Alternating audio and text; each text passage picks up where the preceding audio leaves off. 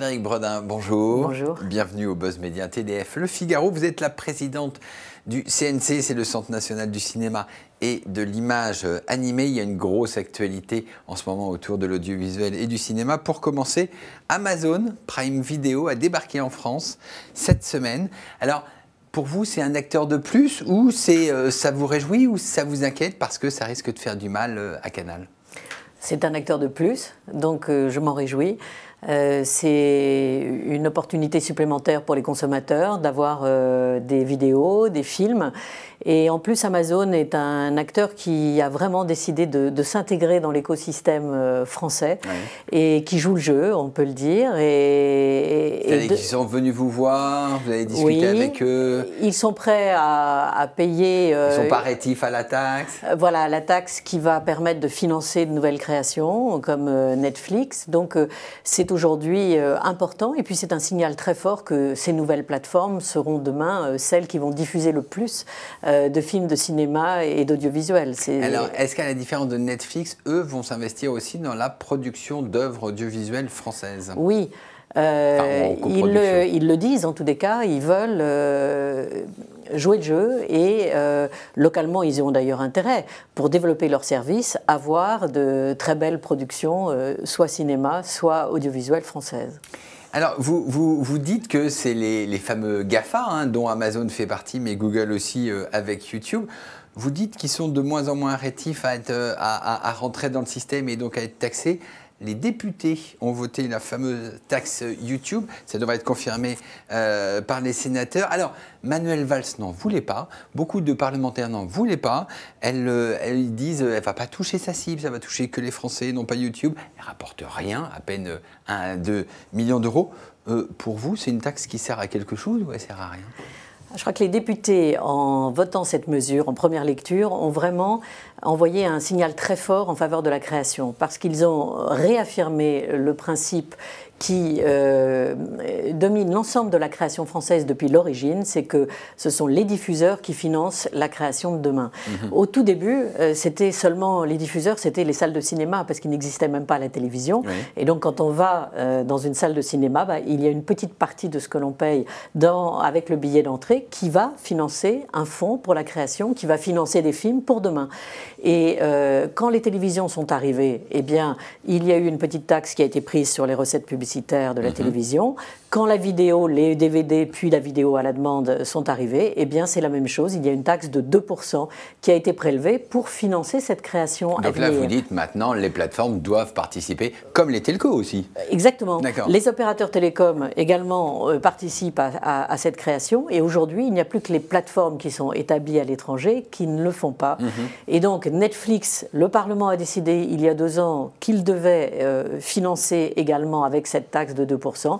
Et aujourd'hui, l'enjeu, c'est en effet YouTube, qui vit de recettes publicitaires et qui devrait, comme les autres, tout simplement, payer cette taxe et financer donc la création. Alors, expliquez-nous pourquoi est-ce qu'ils ne payeraient que 1 à 2 millions d'euros, alors que les télécoms payent 200 millions, que les télés payent à peu près autant ? Parce qu'au début, les opérateurs télécoms payaient beaucoup moins qu'ils payent aujourd'hui. Et ce que l'on voit dans ces plateformes, c'est qu'elles arrivent sur le marché français et qu'elles vont prendre beaucoup d'ampleur. Alors aujourd'hui, ça reste relativement symbolique. C'est un problème d'équité fiscale, c'est un problème aussi d'ouverture sur ces nouvelles créations numériques, parce que ça va nous permettre d'aider les jeunes créateurs qui sont sur ces plateformes, les jeunes youtubeurs, qui ont envie d'être aidés, mais que l'on ne peut pas aider parce que justement les plateformes ne contribuent pas aujourd'hui à ce système.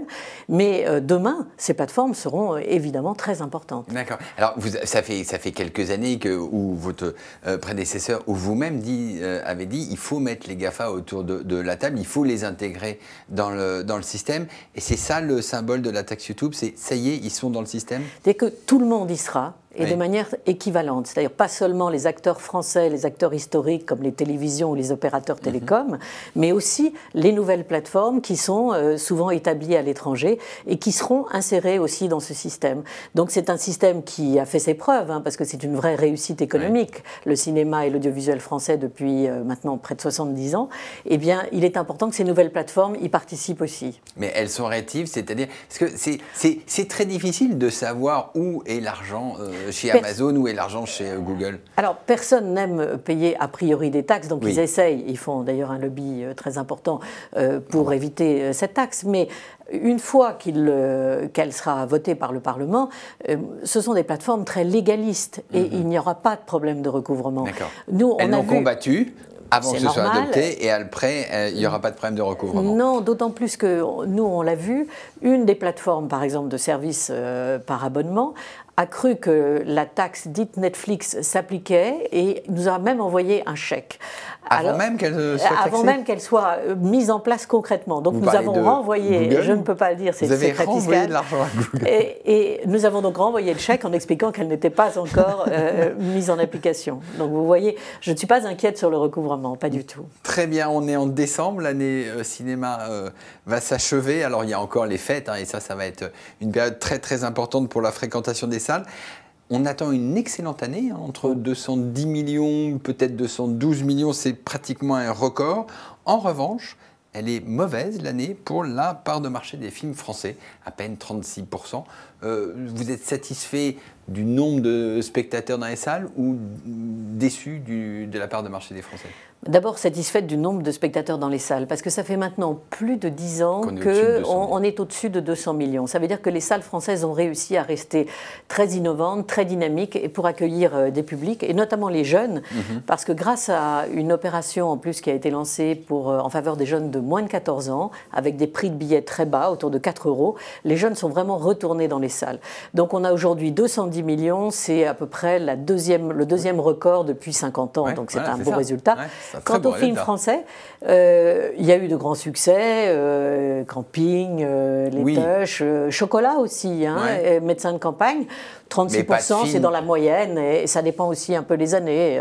Il y a des années où il y a un film français, comme bien sûr La Famille Bélier qui fait un malheur, ou bien Qu'est-ce que j'ai fait au bon Dieu. Il y a des années où les films américains sont très forts, ça dépend des années. Donc ça ne vous inquiète pas? Vous dites peut-être qu'il y aura l'année prochaine peut-être le film qu'on n'attend pas, français, et qui fera 10-12 millions de... On ne sait jamais à l'avance les films qui vont marcher. Ça, c'est toujours des belles surprises.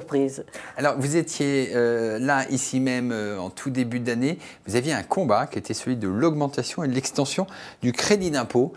C'est peut-être une mesure technique qui va difficile à comprendre. C'est pour relocaliser le tournage des films français et localiser le tournage des films internationaux. Vous êtes battu pour ça. Ça a été mis en place le 1er janvier 2016. Vous vous attendiez à ce que ça se traduise par un surcroît d'activité pour la France de 200 millions d'euros. Au final, vous avez réussi 200 millions ou c'est plus? C'est beaucoup plus. Beaucoup plus. Et donc ça, c'est vraiment une excellente nouvelle. C'est qu'en réalité, ces crédits d'impôt qui ont été votés par le Parlement ont eu un effet considérable et très rapide. C'est-à-dire qu'on pensait 200 millions d'activités supplémentaires, soit 10 000 emplois. Et en réalité, on est arrivé à près de 500 millions, donc plus du double. Plus du double. Et ce qui représente environ 20 000 emplois. Et ce qu'il faut dire, c'est que ces emplois, ce n'est pas du tout seulement la région parisienne. C'est beaucoup des emplois en région, sur les territoires. Et ce sont des emplois qui concernent très souvent des jeunes qui travaillent dans ces nouvelles entreprises, qui travaillent sur l'animation, sur les films d'animation. Donc, il faut savoir qu'un film, c'est une vraie petite PME. Un film moyen, c'est près de 500 personnes. Et aujourd'hui, grâce au crédit d'impôt international, c'est-à-dire l'accueil de tournages étrangers, on a des très très grosses machines qui viennent se tourner en France. Par exemple, un petit exemple concret, Dunkerque par exemple, Dunkirk, parce que c'est Christopher Nolan qui a fait Interstellar, qui a tourné Dunkirk à Dunkerque. Donc, eh bien, c'était 2000 figurants, plus de 500 techniciens qui étaient là sur place, et ça a rapporté pour la ville de Dunkerque entre 5 et 7 millions d'activités. Donc sur ce territoire de Dunkerque, c'est en termes de création d'emplois, en termes d'activité, c'est considérable. Donc ces crédits d'impôt nationaux et internationaux, ça a vraiment permis de créer de l'emploi en France, très rapidement. Très rapidement, alors du coup ça marche très bien, du coup ça rapporte de l'argent à l'État finalement, c'est très rentable pour l'État. Est-ce qu'il faut encore l'accroître, ce crédit d'impôt? Il faut bien comprendre qu'en effet, c'est un investissement. C'est un investissement au début. Au début, puisque... on renonce à de l'impôt. Il y a une petite moins-value fiscale, mais qui permet de générer de l'activité et de générer de l'emploi, et donc des recettes sociales et fiscales supplémentaires. Et on pense que pour 1 euro, si je peux dire, de crédit d'impôt, ça génère 11 euros d'activité et donc presque 3 euros de recettes fiscales et sociales. Donc c'est un investissement, y compris pour l'État. Tout le monde est gagnant. D'accord. Mais je dis, est-ce qu'il faut aller plus loin? Est-ce qu'il faut encore Aujourd'hui, vraiment, les parlementaires ont fait un travail extraordinaire et ont réussi à remettre la France vraiment au centre de tous les dispositifs qui existent dans le monde, aussi bien que le Canada, ou presque aussi bien que le Canada. La Grande-Bretagne avait fait ça. Voilà, et on est meilleur que la Grande-Bretagne, et aujourd'hui, les Belges trouvent qu'on a même été excellents. Donc, un peu trop. En tous les cas, par rapport à eux, ce qu'ils voulaient faire. Donc aujourd'hui, on est en très bonne situation, et c'est cet effet de levier qui est considérable. Pour le moment, on l'a, donc on le garde et on est très heureux comme ça. C'est une mesure pérenne, c'est-à-dire que l'année prochaine, ça aura le même effet ou ça va se tasser? Ah oui, ça a le même effet. On prend le crédit d'impôt international, ce sont des tournages étrangers. Au contraire, ça commence à se savoir de plus en plus, y compris en Inde, en Chine ou donc à Hollywood, que la France... Il y a un intérêt à tourner en France. Et en plus, les retombées touristiques sont inimaginables. Par exemple, il y a un film indien qui a été tourné en Corse. Et bien depuis, la Corse est devenue la destination préférée des Indiens. Très bien. Grosso modo, combien de films ont été relocalisés comme ça? Alors, dans les films étrangers, on a plus de 36 tournages qui ont été faits en France alors qu'ils n'auraient pas été réalisés. Et dans les films français qui devaient se faire à l'étranger? Alors il y en a à peu près une vingtaine qui devaient se faire soit à l'étranger dans des pays de l'Est, anciens pays de l'Est, parce que l'on sait que les charges sociales sont parfois moindres, soit alors en Belgique, parce qu'il y a des incitations fiscales considérables. Aujourd'hui, tout ça s'est relocalisé en France. Très bien. Dernière question, vous diriez que le cinéma se porte bien en France ou il y a encore quelques difficultés et quelques interrogations? Moi, je dirais que pour le cinéma aujourd'hui français, le vrai enjeu, c'est ce qu'on disait sur les plateformes. Puisque les plateformes vont être le lieu où vont être diffusées ces œuvres audiovisuelles et ces œuvres de cinéma, il est très important de les intégrer dans notre écosystème. Je crois que c'est ça, le défi et le challenge du cinéma aujourd'hui. Pour 2017, très bien. Frédéric Bredin, merci beaucoup. Je vous souhaite d'excellentes fêtes et nous nous retrouvons en début d'année 2017. Merci, bonne journée. Merci beaucoup.